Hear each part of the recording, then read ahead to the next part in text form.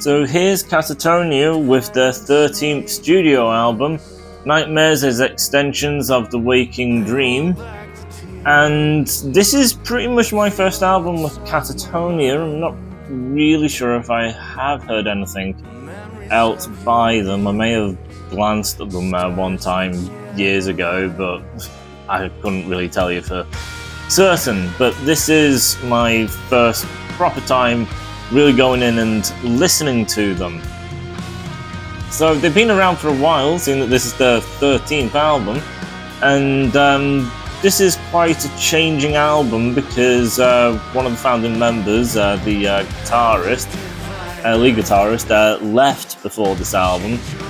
Apparently wanted to kind of, from what I hear, go back to playing more of their older stuff, while the vocalist wanted to continue going down this kind of like newer kind of style. So they kind of had a disagreement. Guitarist left, and they brought in two brand new guitarists for this album. Now, also along with that, from what I've been able to gather, is the band has literally been going through quite a fair amount of changes, even from the get-go. The band Katatonia were originally a doom metal band, so I imagine the first two albums, I believe it was, were more in line with screaming or yelling or some sort of rubbish, and then just sounding really dark and super gothic.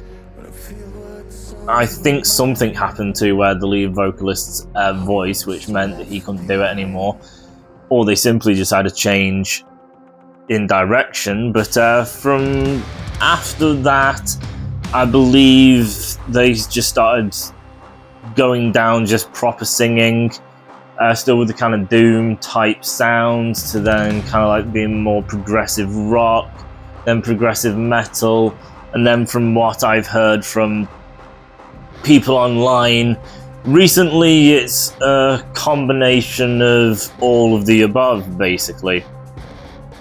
It has prog rock elements as well as prog metal elements, as well as having that melancholy kind of dark gothic sound and feel to it. So they've just basically just started piling in everything that they've really been doing over the years. Another big difference is the majority of the albums that they've been doing, they've not really done much in the way of solos. So if I did hear one of their early works, I would have probably just heard that a song didn't have a solo, just gone, yeah, that's just kind of lazy, not for me, I need a guitar solo, and skip them. But recently it does seem that Katatonia has been delving more into doing guitar solos. I'm not entirely sure where it started, but I believe this album right here that released in 2025 is the most guitar driven, I believe. I believe every album for the past few, they just can't keep upping the frequency and how prominent the kind of guitar is. Does it mean there's a solo in every one song? No, it doesn't, unfortunately. They're in a fair bit. There's 10 tracks on the album, and you could include 2 bonus tracks, but they're only covers, so it's 10 genuine tracks. 2 new lead guitarists. They're apparently well known for being proper soloists, shredders and everything. There was a rhythm player which I believe came in a few years ago as well, which made Katatonia kind of say they want to kind of utilize that ability instead of not using it. So as I said, they've took these 2 new guys and seem to push them. But even though the solos aren't really in every single track, I said they're in about 5-6 tracks, so about 50%, if not a bit more, of the tracks that we have here. Sometimes they're also a little short, which would make you kind of think, okay, they're really still not really pushing it. They got 2 great guitarists, and I've only utilised it for half the album, and also the solos that are there they're not really that long in length. But you kind of need to understand this album to really kind of come to grasp probably the reason for it. So I've listened to this album a few times now, and basically I'm very impressed with it. But it's not really for a casual listener though. So a lot of people who listen to metal really like very heavy, very aggressive, very fast-paced type of stuff. You don't really get this in this album. There are very dark elements and there is still heaviness to it, and as I said, there is still guitar solos. But there is a lot of melody throughout the whole album. And while it's not overly technical and just doing 500 million things all at once with constant shift and changes, it's the way they piece together every instrument. So the guitar's not really just thinking, I'm just a guitarist and I'm going to be doing all of this 10 to a dozen, and here's the vocals and I'm going to be doing all this, and here's the drums and I'm going to be doing all this. It's one whole piece that literally unifies and comes together to make something which is truly huge and massive and complex in a whole instead of their individual parts. So every track has many different elements going on. Like the first track, Thrice. I said Thrice immediately starts with ridiculously heavy, sounds like it's going into a very heavy, fast, energetic song, and just thick, dark guitars and bass and drums. Literally takes about 5 seconds and it completely cuts, and then the vocals come in and it's just an up in your face melody just immediately. It's the anticipation of just immediately not building into the first track but being absolutely hit with really aggressive guitars, giving you the false impression that you're getting something insanely heavy, and then after 5 seconds completely ripping that away from you. Doesn't even let you sit with it. It's just, oh, this is what we're getting. Oh, no, we're not. And there's just something completely different. So it's that sort of thing where they kind of like go, what do we want to achieve here, and what should we do with this piece in these little sections, and then where should this section go? And they perfectly orchestrate every individual smallest element, which is why I said it's, as a whole, really huge and really complex, and just the way they've structured and built everything together instead of, as I said, their individual pieces, even though individually they are still very strong. So when you get into this verse and everything on your first track, Thrice, you got this great melody, a vocalist which is really good, although his octave range is only 2.5 to 3, which is pretty average. His voice just really works and really suits the vibe of the whole overall album. It's like they really perfected it. And it's like, this is what we're working with, this is how we can make it sound absolutely phenomenal, and this is how we can really back that up. And it's just like, anywhere else outside of this band, I just think we're doing such a disservice, because it's like, this is where they really know how to make him sound huge and phenomenal. So there's a great echo to his voice, like he's singing in such a massive space and everything, which just gives him such an eerie kind of atmosphere and everything, which goes along with just the sound and the style that they're going for, like nightmares of dreams. It's like, it's really dreamlike, just the way his voice kind of like trails off into like this distance of nothing. It's like, it really works with the overall vibe and feeling. It's just absolutely phenomenal just how they've utilized his voice. I said eventually the bass comes up, and originally I thought they were putting a kind of effect on his voice and doubled it to give him a deeper sound, but now the bass is just literally playing right under his voice, which then it's like, it's the bass, but it helps actually thicken what the vocalist is doing. They work really well in tangent together halfway through this first verse. It's incredible. And then you get this lead interlude, which is soaring and beautiful. It's not really a solo in itself, it's just a great lead. It's just really, really tasty from the guitars. And then you got a great rhythmic chorus, which goes on for quite a while actually. I'm not sure if you can really call it a traditional chorus or if there's a pre-chorus, main chorus. It's very difficult to actually tell. But there's a lot of stop-starting to it, which I really enjoy, the kind of heaviness and then the stop and then the start again of just energy. And then as after the chorus, it feels like it's building, but it goes back into melody, and then it goes into a bridge section. I said there's all sorts of different parts and layerings. And then same with the second track, The Liquid Eye, which has your first proper solo, which has a decent length to it, melodic, kind of bluesy at the same time. Wind of No Change, this brings like a very gothic choir into it. Chorus sounds very doom heavy, with that gothic choir line, a lyrical line, Hail Satan, so it's a dark lyrical track, clearly. Again, another great solo. Lilac,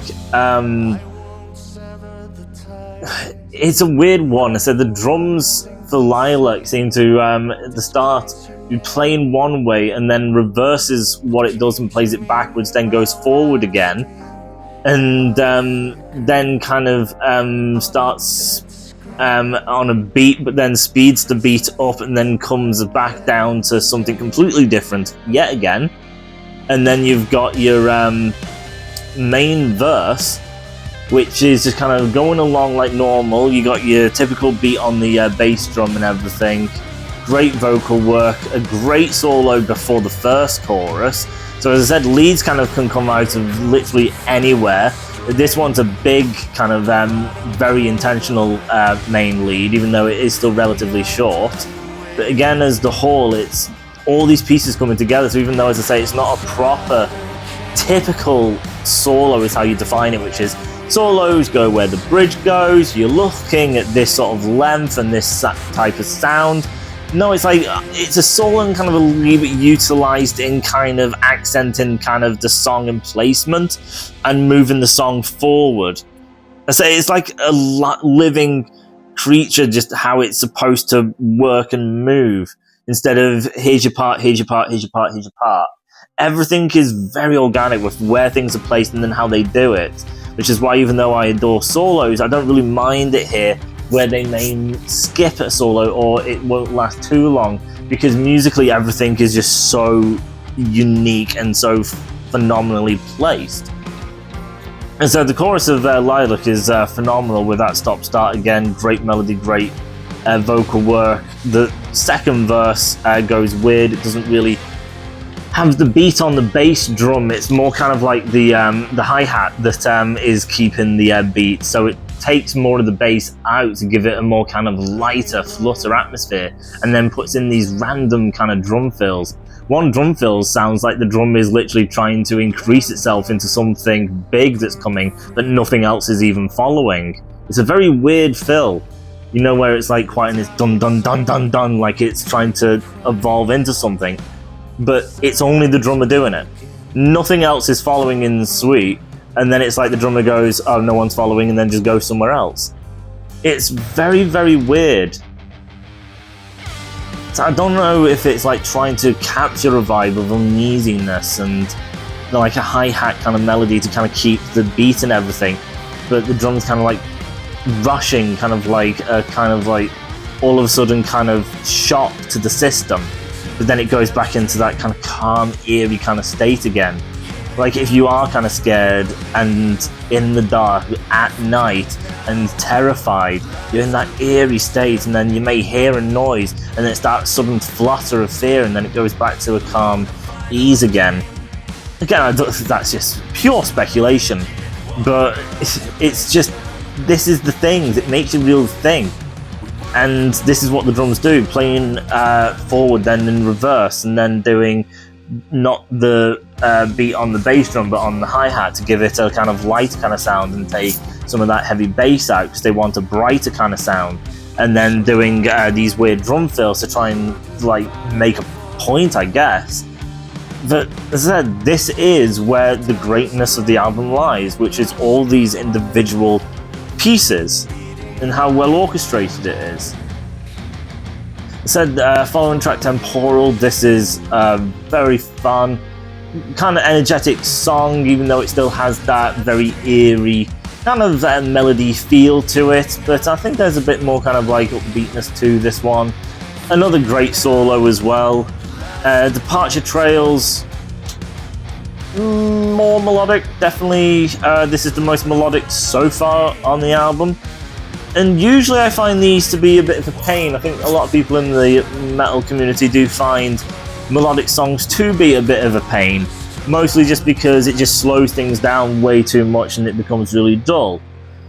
So you need to have that great melody and something that's really nice and pleasing to listen to, unless you're just left with something incredibly boring.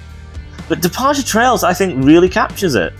It's got such a real nice sound. I love the chorus, the way the vocalist kind of sings over the chorus and everything with the vocal melody. It really connects. It's a great melody, and therefore I can engage with it on a great level. There is a bit of a kind of guitar interlude. I'm not too sure if I can really call it a solo or not, but so it is a lead that's there. So there's piano and things. I said there's sometimes violins, although I think the violins are probably played by keys, and they haven't actually got proper violins in the studio. But again, it's just bringing different ideas into the fold and then just putting them where it's needed instead of just throwing everything at the wall and seeing if it sticks. They really make sure everything is working perfectly and is needed. Next track, Warden, yet again another kind of upbeat song. Can't remember if there's really a solo on this or even The Light Which I Bleed. After Solan, the ninth track, I would say is the weakest. I'm not really sure what this track is, to be fair, because it's in the native tongue of the band, which is Swedish. So the song is in Sweden. After Solan is something about the sun. So I did have it translated once, but I forgot exactly what it was, but it's something to do with the sun. Again, why it's in Swedish, I don't know. Not saying because it's a different language I don't like it because I don't understand. Although I would prefer it if I did understand it. But even musically, it just doesn't really do much. It's like the longest track on the album, nearing 6 minutes. And musically, it really doesn't do much. It's a lot of keys and like tech, digital kind of stuff. It just doesn't. It's so out of place. And so the last few tracks kind of follow a bit of a similar pattern, where it's like some songs start melancholy and build into some great chorus, or it starts real heavy and then immediately kind of cuts out, or it's soft and then goes into a soaring kind of lead and then back into melancholy. The last few tracks kind of just start on it's just soft. And as I said, to then go into After Solan and it just never kind of really builds up, it's just a bit dull, really. Then in the last track in the event of, this kind of picks things back up again. Instead of proceeding with the latter part of the album of being soft, it starts more kind of upbeat and heavier, going back into your great melodies and everything, back with a great solo to finish the song off on, which is a good way to finish on something a bit more kind of energetic, to leave the listener, and instead a great solo to get into. I said, it's a great album. I do hope that going forward, Katatonia do keep up with this great song structure, songwriting, to really place the elements where the bass is literally doing something for its actual purpose, instead of I'm a bass and I'm literally here to keep a beat, and I'm a drummer and I'm also here to keep a beat, and I'm a guitarist and I'm here to do a riff. And then we're doing a verse because that's what you're supposed to do, and then that leads into a chorus because that's where you go, and then from the chorus you clearly lead back into the verse. Katatonia don't do that. As I said, everything is trying to be expressive and explain itself and try and get a mood across and a feeling through instrumentation, and then utilizing every single band member in order to all work as one to get across the point and the feel and the atmosphere. Which is, again, why when the solos kind of happen, they're not used to traditional solos. They are solos, yes, but it's really expressive, and to just make a point, a transition or something. And as I said, I just love the album because this is an absolute melody from track 1 to track 10. Just an absolute beauty, melody, mature sound. Which has some great melodies, and I said some real great piecing of individual instrumentations, and I said some fascinating things that they do. I said with the drums, doing beats on other places, or even the bass player actually takes lead and the drummer isn't doing the beat, it's the bassist that is leading the song, and then everyone else is following the bass instead of the drum. It's just brilliant. So yeah, as I said, moving forward, I hope Katatonia do more like this, but obviously probably delve more into solos. I'm obviously going to say that if anyone knows me, I'm clearly going to ask for more solos. Do not go back to doing zilch in the way of solos. I just think it massively adds and gives so much more textures and flavors and dimensions. The more the merrier. If there's way more to play with, then there's going to be a lot more for the listener and to offer and to express with and use.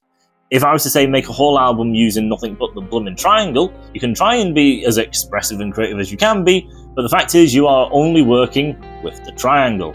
There's only so much you can do with it. It's a weird comparison, but it was the only place my brain could go to. But yeah, it's a phenomenal album. It's not going to be for everyone. I said this takes a very sophisticated ear, which could be technically insulting, but I don't know how else to explain it.